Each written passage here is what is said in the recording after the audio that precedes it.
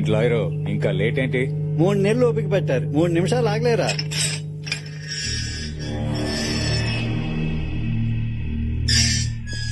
అనయ్య రా, పెద్దని ఎదురు చూస్తున్నాడు. నేను రాను.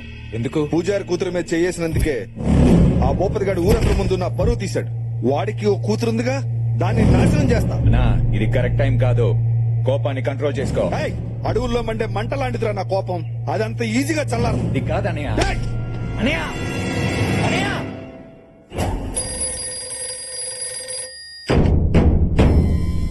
భూపతి గారు, ఆ శివారెడ్డి గారు తమ్ముడు ఇప్పుడే జైలు నుంచి రిలీజ్ అయ్యాడు సార్. మన అమ్మాయి గారిని ఏమైనా చేస్తాడని భయంగా ఉంది సార్. తమ్ముళ్ళు ఎక్కడ్రా?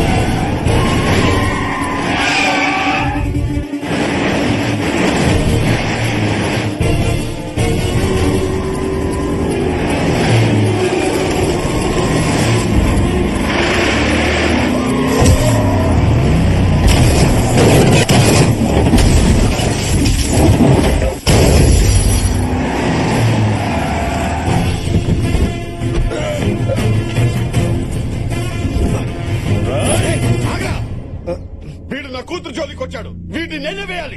అది నా మేనకోడలు, దాని జోలికి వచ్చిన వాడిని నేనే వేసేస్తా. నువ్వేంట్రా వేసేది? అది నా రక్త సంబంధం, వీటిని నేనే వేయాలి. ఆపరా, దాన్ని పెంచింది నేను, వీడిని చంపాల్సింది నేనే. డిస్కషన్ వద్దు. నువ్వు డిస్కస్ చేస్తావు, నేను డిసైడ్ చేస్తా.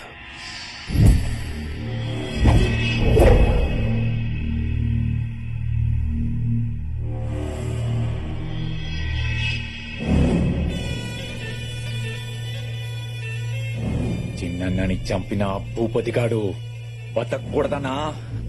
చంపేద్దాం. ప్రాణం తీస్తే వాడు పడే బాధ ఒక్క నిమిషమే. వాడి ప్రాణానికి ప్రాణంగా చూసుకునే వాళ్ళ ప్రాణం తీస్తే జీవితాంతం బాధపడతాడు, ప్రతిరోజు చేస్తాడు. వాడి ప్రాణం కన్నా వాడి ఎక్కువ ప్రేమించేది వాడి కూతుర్నే. అది ఎక్కడుందో వెతకండి.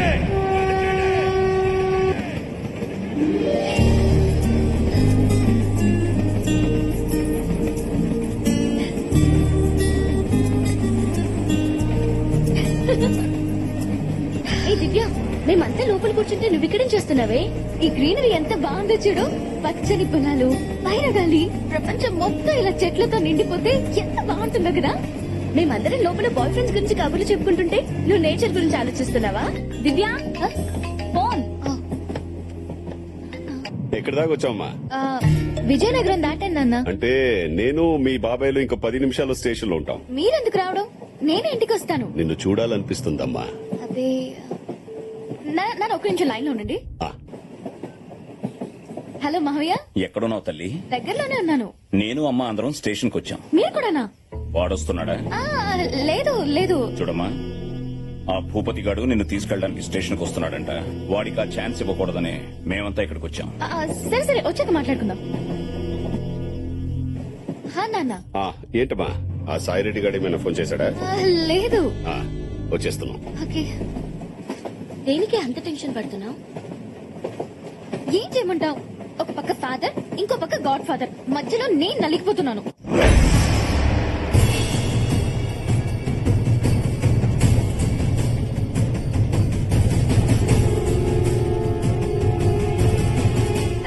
గణేష్ చందాకి వచ్చినట్టు ఎంత మంది వచ్చారో చూడు. ఫోన్లేమ్మా, ఎంతో కొంత ఇచ్చి పంపించేద్దాం. అన్నా, డ్వాక్రా మహిళల మీటింగ్ ఆడవాళ్ళని తీసుకొచ్చినట్టు మన పిల్లల్ని ఎలా తీసుకొచ్చారు చూడు. ట్రైన్ దిగ్గానే దివ్య మన బండి ఎక్కుద్దని తెలీదు. మరదే అన్నయ్య, ఎట్టి పరిస్థితుల్లోనూ దివ్య మనతోనే రావాలి. వాడే కాదు, వాడి బాబు వచ్చినా దివ్య మనతోనే వస్తుంది.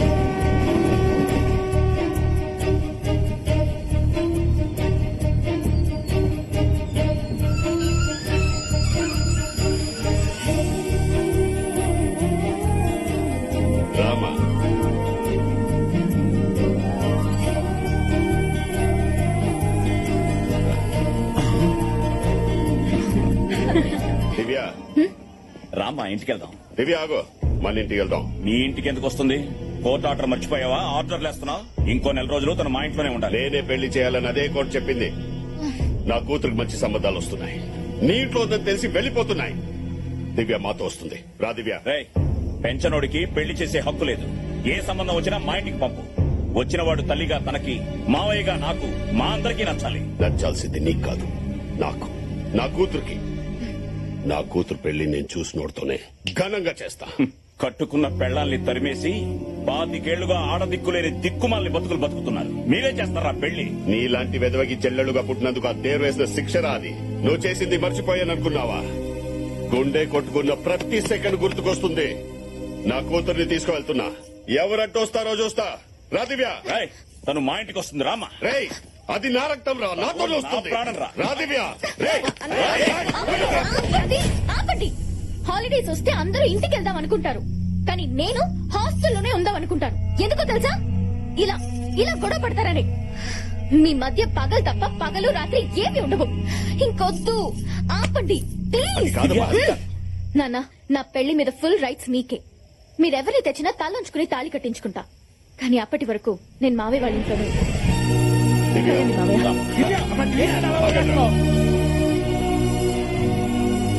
పెళ్లి బాధ్యత మనదే అందిగా, అది చాలు. సరైన అల్లుడిని వెతకండ్రా. అల్లుడు ఎలా ఉండాలన్నయ్య? నాకు కాబోయే అల్లుడు కత్తిలా ఉండాలి. శత్రువు గుండె మీద కాలు పెట్టి మాట్లాడే దమ్మున్న మగాడాయి ఉండాలి. వాడున్న చోటు పండగలాగుండాలి.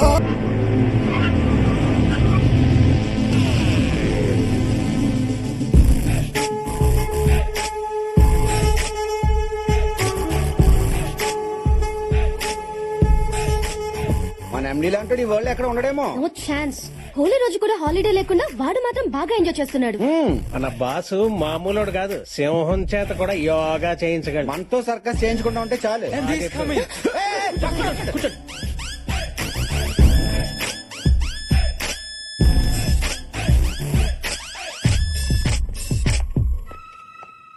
Good morning sir. Night pub లో బాగా ఎంజాయ్ చేసావా? లేదు సార్, పింగిల్ గారు రాసిన తెర వెనక బాగోత నావల్ చదువుకుని 10K పడుకున్నాను. నువ్వు అబద్ధం చెప్పినా ఈ ట్యాగ్ నిజం చెప్తుంది. ఎంత అయింది? 500 euros. బిల్ కాదు, టైం. నైట్ 3 అయింది. మిస్టర్ శాస్త్రి, నాకు కావాల్సింది వర్క్ ని ఎంజాయ్ చేసేవాళ్ళు, వర్క్ ని పక్కన పెట్టి ఎంజాయ్ చేసేవాళ్ళు కాదు. ఇంటికి వెళ్ళి రెస్ట్ తీసుకో. Thank you sir. ఇవాళ నీ శాలరీ కట్. సార్ ఒక డౌట్, ఆ ముగ్గురు శాలరీస్ కూడా కట్. ఇడి కళ్ళు వెనక ముందు ఉన్నట్టున్నాయి. హే బాబాయ్, అమ్మయ్యా, మన జోలికి రాలేదు. మిస్టర్ రావు. సార్,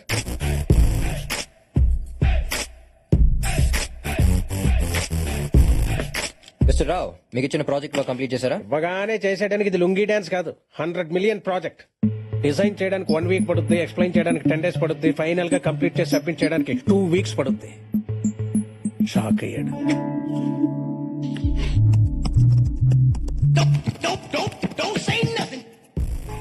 సారా, తిరిగే మీద print out from the other room. Okay sir. Race లో మీరు వచ్చే మలుపు గురించి ఆలోచిస్తారు, ముందున్న గెలుపు గురించి ఆలోచిస్తారు. మీరు సూపర్ సార్. అసలు మీ గోల్ ఏంటి సార్? లైఫ్ లో గోల్ ఉన్నాడు రీచ్ అవగానే రిలాక్స్ అయిపోతాడు. ఏ గోలు లేనాడు ఎక్కడికన్నా దూసుకెళ్లిపోతాడు. మరీ అడ్డగోలుగా మాట్లాడుతున్నాడు. సార్, వెళ్ళి క్లయింట్ కి సబ్మిట్ చేయండి. క్లయింట్ స్వీడన్ లో ఉంటాడు, వెళ్ళి సబ్మిట్ చేయడానికి 2 days పడుద్ది. మిస్టర్ రావు, మీకు యాపిల్ కావాలంటే కాశ్మీర్ వెళ్తారా, కాలనీలో ఉన్న ఫ్రూట్ షాప్ వెళ్తారా? ఫ్రూట్ షాప్ కి. ఇది కూడా అంతే, ఈమెయిల్ చేయొచ్చు. స్వీడన్ దాకా లక్లీ. బ్రెయిన్ ఎలాగో వాడలేదు, ఇచ్చే కంప్యూటర్స్ వాటర్ నేర్చుకోండి. గో. సార్, వర్క్ కంప్లీట్ చేయనందుకు మీ శాలరీస్ కట్ చేసి నా అకౌంట్ ట్రాన్స్ఫర్ చేయమని చెప్పండి. Thank you. రోజు రోజుకి వాడు అరాచకాలకి అన్యాయాలకి అడ్డు అదుపు లేకుండా పోతుంది. మనం ఏదో ఒకటి చేస్తే కానీ లాభం లేదు. ఎవరి గురించి మాట్లాడుతున్నారు? ఇంకెవడో మా బాస్ గడు. ఏమన్నాడు? నాకు బ్రెయిన్ లేదంట. ఆ విషయం అతనికి ఎలా తెలుసు? బాసులు లేపేస్తే కేసు అవుతాను ఆలోచిస్తున్నాడు అత్తయ్య. వారి ఈగో సాటిస్ఫాక్షన్ కోసం పక్కనోడికి జాబ్ సాటిస్ఫాక్షన్ లేకుండా చేస్తున్నాడు. వాడు ఎండి కాదమ్మా, యముడు. మొన్న రీతి ఇంటికి వెళ్ళాడంట. ఎవరికైనా ఫేవర్ వస్తే ఫ్రూట్స్ తీసుకెళ్తారు, వీడు థర్మామీటర్ తీసుకెళ్లాడు. మామయ్య, నేను వాడితో పని చేయలేను. వాడి కంపెనీకి ఆపోజిట్ గా వేరే కంపెనీ పెట్టి నా టాలెంట్ తో కార్తీక్ అని తొక్కేస్తాను. ఇక్కడ ఎవరో టాలెంట్ గురించి మాట్లాడుతున్నారు. హెల్ప్ కావాలా? వచ్చాడు. మన అట్టుపుండి తొక్క మీద కాలేస్తేనే 3 నెలలు లగలపోయావు. ఇంకా నన్ను దొక్కేయాలని చూస్తే లైఫ్ లో లగలేవు బావా. నాకు పెట్టమ్మా. అన్నయ్య నువ్వెప్పుడొచ్చా? ఏ ప్లీజ్ నువ్వు మరీ అంత ప్రేమగా పోలే ఓకే? ఈ హార్ట్ తట్టుకోలేదు. నువ్వు నాన్న నన్ను పొగుడుతున్నప్పుడే వచ్చా. అయినా ఆఫీస్ విషయాలు అమ్మకి చెప్తారేంటి? అమ్మ ఫేస్ చూసే మిమ్మల్ని కట్ చేయకుండా మీ శాలరీలు మాత్రం కట్ చేస్తున్నా. సంతోషించండి. అసలు నువ్వేమనుకుంటున్నావురా నా గురించి? చెప్పనా చెల్లెమ్మా, కొంతమంది అమ్మాయిలు రాకెట్ లో పైకి వెళ్తుంటే మరి కొందరు వాకెట్ లో ముగ్గులేసుకుంటున్నారు. నువ్వు రెండింటికి పనికిరావు. చూడమ్మా విడప్పుడు ఇంతే. ఏంటో అడగాలంట, అడగమ్మా. మీ నాన్నగారు వాళ్ళకి ఆఫీస్ లో రెస్పెక్ట్ ఇవ్వట్లేదు అంట. ఇంట్లో ఇస్తున్నాను కదమ్మా, అక్కడ కావాలంటున్నా. మాకు చాలా అవమానంగా ఉంది. అవమానమా? నేను ఈ కంపెనీ పెట్టాకే మనం ఈ పొజిషన్కి వచ్చాం. నేను ఆడుకునే గేమ్స్ ని డెవలప్ చేసి కంపెనీ పెట్టాను. మన ఫ్యామిలీని స్టేజ్ లో నిలబెట్టాను. ఇవాళ మిమ్మల్ని ఇక్కడ కూర్చోబెట్టాను. అంటే ఏంటి ఇప్పుడు సన్మానం చేయమంటావా? పెళ్లి చేయమంటున్నా. అప్పుడెంత తొందర ఏంట్రా? ఇట్స్ మై లైఫ్ ప్లానింగ్ మా. నువ్వు ఎంత ప్లాన్ చేసినా లాభం లేదు. పైన నాయన ఈ పాటికి నీ కోసం ఎవరో ఒకరిని ప్లాన్ చేసే ఉంటాడు.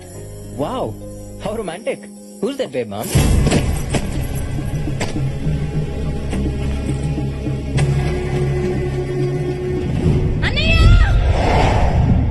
ఆకాశం భూమి మధ్య దూరం ఎంతున్నా కనీసం చూడ్డానికి అవి రెండు కలుస్తున్నట్టుంటాయి. మీరు అలా కూడా ఉండట్లేదు. మీరిద్దరు నాకు రెండు కళ్ళు. నా కళ్ళ ముందే మీరిద్దరు కొట్టుకుంటుంటే చూడలేకే ఈ నిర్ణయం తీసుకున్నాను.